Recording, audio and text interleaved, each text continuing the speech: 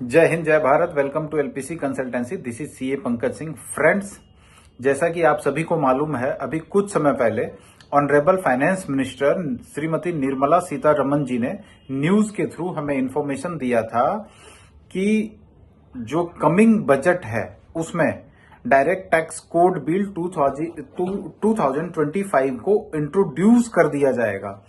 तो अभी हमारे देश में इनकम टैक्स एक्ट है, उसकी जगह पे ऐसी क्या जरूरत पड़ी कि डायरेक्ट टैक्स कोड बिल को लाना पड़ेगा।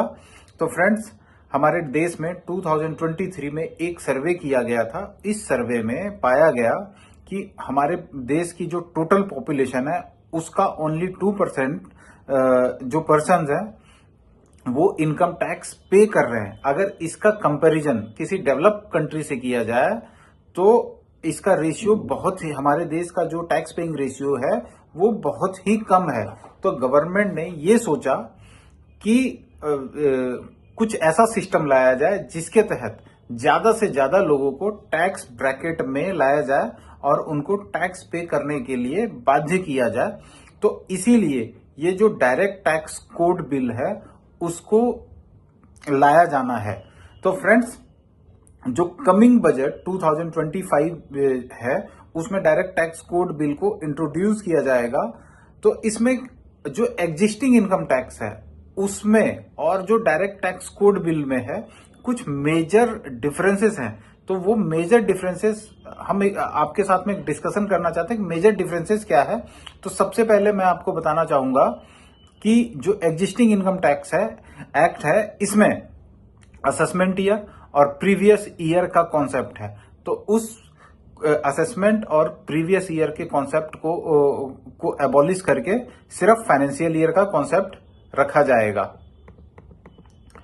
इसके अलावा जो कैपिटल गेन टैक्स है उसको एज ए रेगुलर इनकम में टैक्स किया जाएगा।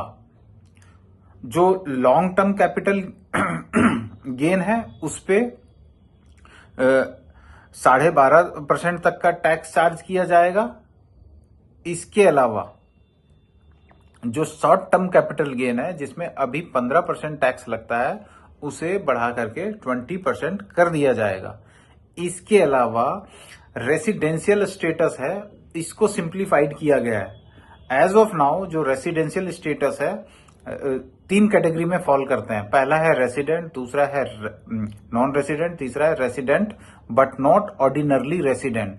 तो resident but not ordinarily resident को डायरेक्ट टैक्स कोड बिल में अबॉलिश कर दिया गया है और वहां पे रेसिडेंट और नॉन रेसिडेंट का कॉन्सेप्ट को लाया जाने वाला है। इसके अलावा जो हमारा इनकम का जो कैटेगरी है, इनकम कैटेगरी में अभी अगर कोई इनकम जो कि सैलरीड पर्सन है तो उसे उसकी इनकम को इनकम फ्रॉम सैलरी कहते हैं, लेकिन डायरेक्ट टैक्स कोड बिल में इसे एम्प्लॉयमेंट इनकम कहा जाएगा। इसके अलावा इनकम फ्रॉम अदर सोर्स को इनकम फ्रॉम रेजुडरी सोर्सेस से जाना जाएगा। एक बहुत ही महत्वपूर्ण जानकारी मैं आपको देना चाहता हूं कि आज की डेट में जो इनकम टैक्स एक्ट में है only chartered accountant can conduct tax audit, but direct tax code bill 2025 में ये इंट्रोड्यूस होने वाला है कि उसमें कंपनी सेक्रेटरी, जिसे सीएस बोलते हैं, सीएमए कॉस्ट मैनेजमेंट अकाउंटेंट और चार्टर्ड अकाउंटेंट्स सीए, तीनों जो है एलिजिबल होने वाले हैं टैक्स ऑडिट के लिए। इसके अलावा जो कंपनी का टैक्स रेट है, फॉरेन कंपनी के लिए tax rate as of now अलग है और डोमेस्टिक कंपनी के लिए टैक्स रेट अलग है। लेकिन जो डायरेक्ट टैक्स कोड बिल में है इसे यूनिफाइड कर दिया जाएगा दोनों के लिए, चाहे डोमेस्टिक हो चाहे फॉरेन कंपनी हो, दोनों में same rate of tax applicable किया जाएगा ताकि इससे एफडीआई जो है हमारे देश में ज्यादा आ सके। साथ ही साथ ज्यादा जो मोस्ट ऑफ द इनकम है उस पे टीडीएस और टीसीएस की एप्लीकेबिलिटी रहेगी ताकि रेगुलर बेस पे जो है गवर्नमेंट को टैक्स पे हो सके। और टीडीएस का रेट जो है ज्यादातर केसेस में 5% से घटा करके 2% किया जाने वाला है।